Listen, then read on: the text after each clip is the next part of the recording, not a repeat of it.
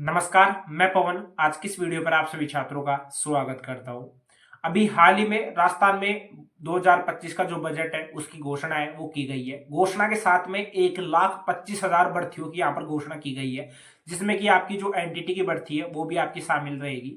मैं आपको हर वीडियो में क्लियर करते हुए आ रहा हूं कि अभी फिलहाल राजस्थान में जो कोर्स है, एक तरीके से जो आपका एनटीटी कोर्स था जो कि आपका 2010 में है वो बंद हो गया था।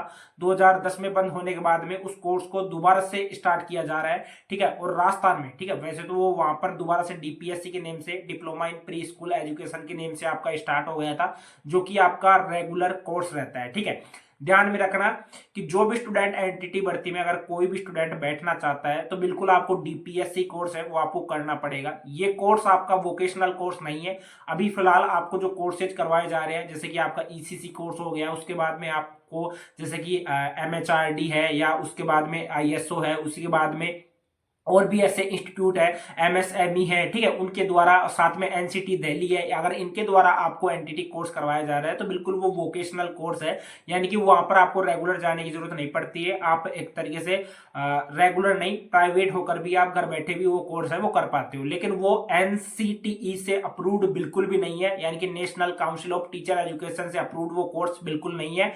और यहाँ पर जो नोटिस जारी हुआ है राजस्थान में, कार्मिक विभाग का जो नोटिस जारी हुआ था, जिसमें कि आपके सिलेबस को लेकर क्लियर किया गया था कि जो आपका पेपर पहले 3 घंटे का था वो अब आपका 2.5 घंटे का होगा, ठीक है। उसके बाद में क्वेश्चंस को लेकर वहां पर क्लैरिफाई है वो किया गया था। उसमें बिल्कुल क्लियर किया गया था कि अभी फिलहाल जो आप एनटीटी कोर्स आप करोगे वो आपका 2 साल का होना चाहिए, उसी के बाद में वो रेगुलर कोर्स आपका होना चाहिए।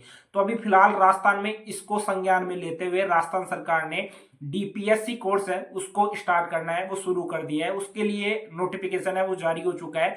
अब उसके जो फोरम है वो कब से निकलेंगे वो आपको जून जुलाई में देखने को मिलेगा, ठीक है। यहाँ पर प्रत्येक मतलब कि डाइट कॉलेज है उनको सेलेक्ट किया जाएगा। लगभग 34 डाइट कॉलेज है वो सेलेक्ट किया जाएगा, और एक डाइट कॉलेज में 50 सीटों की वहां पर क्षमता है, स्ट्रेंथ है वो रखी जाएगी। यानी कि लगभग औसतन 1700 सीटें हैं वो टोटल रहेगी। उसके लिए आप आवेदन है वो कर पाओगे। जिस तरीके से आप प्री डीएलएड है या एक तरीके से आप बीएसटीसी वगैरह करते हो, ठीक है, थर्ड ग्रेड की वैकेंसी के लिए आप एलिजिबल होने के लिए, थर्ड ग्रेड का टीचर बनने के लिए आपको एक तरीके से बीएसटीसी है वो करनी पड़ती है, जो कि आप 12th पास करने के बाद में ही कर सकते हो। इसी तरीके से आप डीपीएससी कोर्स है वो भी आप 12th पास जो स्टूडेंट है वो कर पाओगे। अब यहाँ पर ऐसा नहीं कि जो स्टूडेंट ग्रेजुएशन वगैरह कर रखे हैं, ग्रेजुएशन वाले स्टूडेंट इसमें अप्लाई नहीं कर पाएंगे, बिल्कुल आप भी अप्लाई है वो कर पाओगे। अब उसी के बाद में देखो, यहाँ पर बजट में घोषणा हो चुकी है कि 1,25,000 यहाँ पर पदों पर भर्तियों करने की यहाँ पर घोषणा की गई है। तो इसमें जो आपका एनटीटी भर्ती है वो भी आपका शामिल रहेगा, निश्चित तौर पर यह आपका शामिल रहने वाला है। काफी छात्रों को मेरे पास में कमेंट आ रहे हैं कि सर फिलहाल मैं अभी ईसीसी कोर्स है वो इग्नू से कर रहा हूं, और क्या ये कोर्स एलिजिबल है। जहां पर नोटिफिकेशन दे रखा है राजस्थान सरकार के द्वारा, जो नोटिफिकेशन दिया गया है उसके हिसाब से ईसीसी कोर्स जो स्टूडेंट कर रहे हैं वो एलिजिबल नहीं रहेगा। ईसीसी कोर्स इसमें वैलिड नहीं रहेगा। ओनली जो डीपीएससी कोर्स है वो ही आपका वैलिड रहने वाला है। अगर देखो ईसीसी को लेकर, एक तरीके से अर्ली चाइल्डहुड केयर एजुकेशन, ये एक कोर्स होता है जो कि 1 साल का कोर्स रहता है। इसमें मोस्टली जो आंगनबाड़ी की भर्तियां वगैरह निकलती है उनके लिए आप एलिजिबल हो जाते हो। लेकिन यहाँ पर क्या है कि आपको मैं बता दूं, जैसे ये आप पोस्ट देख सकते हो स्क्रीन पर, यहाँ पर बिल्कुल क्लियर किया था राजस्थान में कितनी सीटों पर यहाँ पर एक तरीके से पोस्ट है वो खाली है। आप सभी छात्रों को जानना जरूरी है। वैसे तो मैं आपको मोस्टली जो वीडियोज है उनमें आपको अच्छी तरीके से क्लैरिफाई है वो मैं कर देता हूं, लेकिन फिर भी काफी छात्र ऐसे रहते हैं जिनको पता नहीं लग पाता है, तो यहाँ पर मैं इस वीडियो के माध्यम से आपको मैं बता भी देता हूँ, ठीक है। इसमें बोला गया है, वैसे ये 28 जनवरी 2025 का पोस्ट है। बजट सत्र में बाल वाटिका शिक्षकों को लेकर हो सकती है बड़ी घोषणा। शिक्षा विभाग के 62,000 स्कूलों में नहीं है बाल वाटिकाएं। नई शिक्षा नीति को धरातल पर लाने के लिए प्रारंभिक शिक्षा विभाग में हो सकती है बाल वाटिका शिक्षकों की भर्ती। अगर सरकार द्वारा होती है यह घोषणा तो महिला सशक्तिकरण को मिलेगा बढ़ावा। अर्ली चाइल्ड एजुकेटर के रूप में की जा सकती है इन शिक्षकों की भर्ती, ठीक है।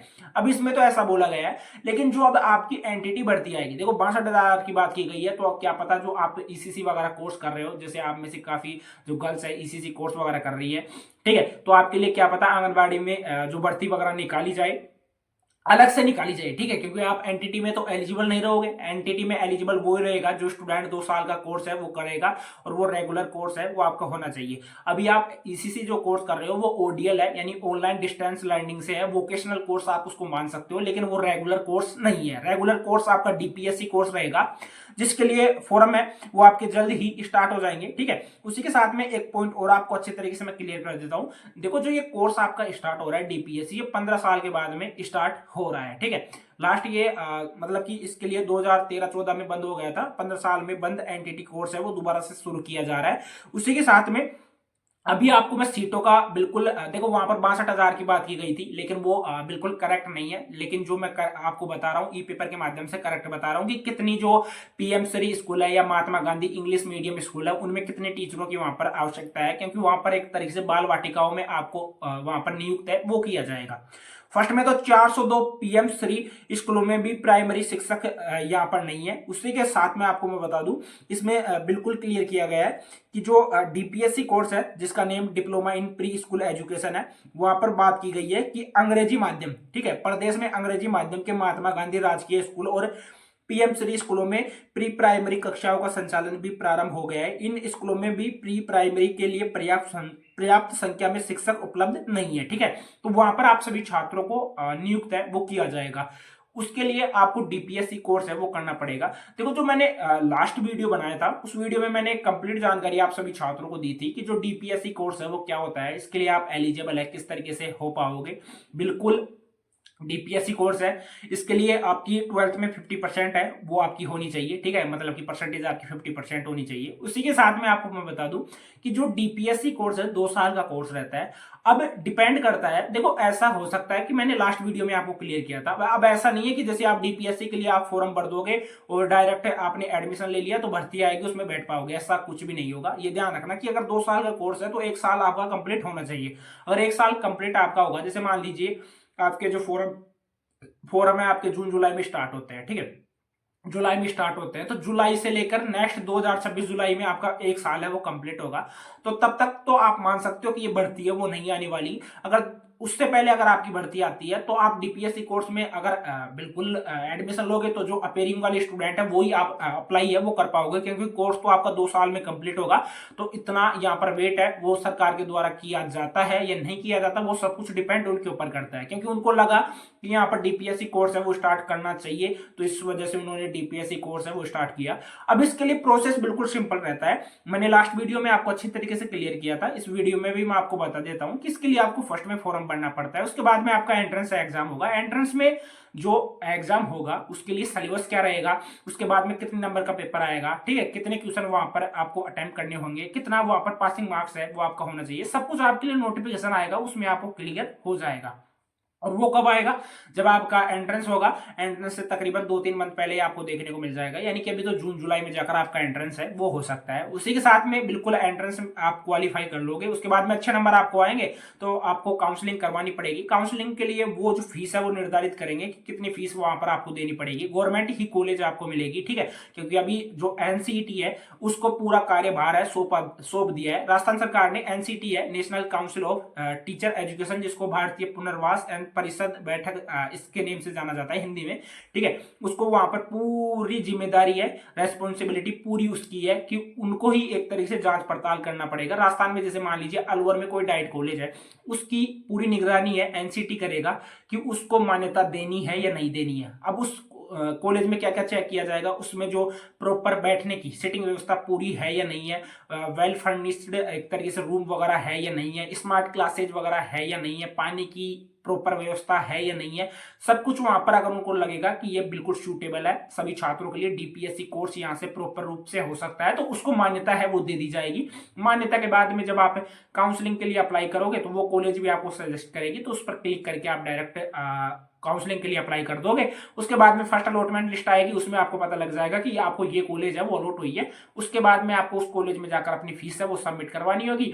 जो ओरिजिनल आपके डॉक्यूमेंट्स रहते हैं, 10-12 की मार्कशीट हो गया, आपका आधार कार्ड हो गया, जन आधार कार्ड हो गया, मूल निवास हो गया, जाति प्रमाण पत्र हो गया, फोटो हो गया, सिग्नेचर हो गया, ये सब कुछ आपको वहां पर ओरिजिनल डॉक्यूमेंट्स है वो आपको वेरीफाई है वो करवाना पड़ेगा। तो ये सिंपल प्रोसेस उसके लिए रहेगा। जब उसके लिए नोटिफिकेशन आएगा वो आपको मैं बिल्कुल क्लियर कर दूंगा, एक एक पॉइंट अच्छी तरीके से क्लियर कर दूंगा और हर बार मैं आपको क्लियर करते हुए चलता हूं।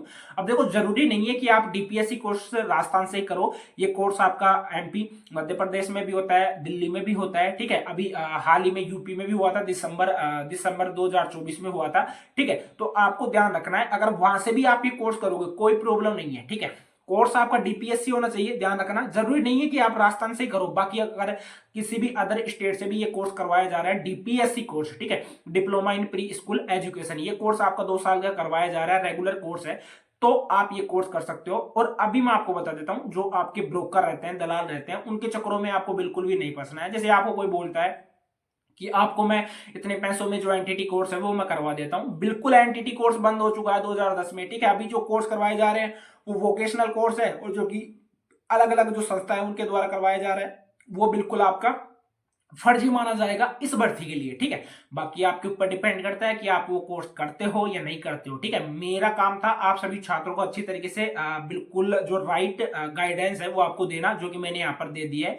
बाकी अगर आपको बताते हुए भी अगर आपको खाई में गिरना है तो वो आपकी मर्जी है, ठीक है। अच्छी तरीके से मैंने एक एक पॉइंट अच्छी तरीके से आपको मैंने क्लियर कर दिया है। बाकी कोई डाउट रहता है तो आप मुझे कमेंट बॉक्स हो गया या इंस्टाग्राम हो गया, टेलीग्राम हो गया, सब जगह आपको मैं मिल जाऊंगा, वहां पर मुझे डीएम करके भी आप मुझे डायरेक्ट बात वगैरह आप मुझसे कर सकते हो, कोई प्रॉब्लम नहीं देखने को मिलेगी आपको वहां पर, ठीक है। आज के लिए इतना ही। चैनल को सब्सक्राइब नहीं किया तो चैनल को सब्सक्राइब कर सकते हो। जय राम जी की।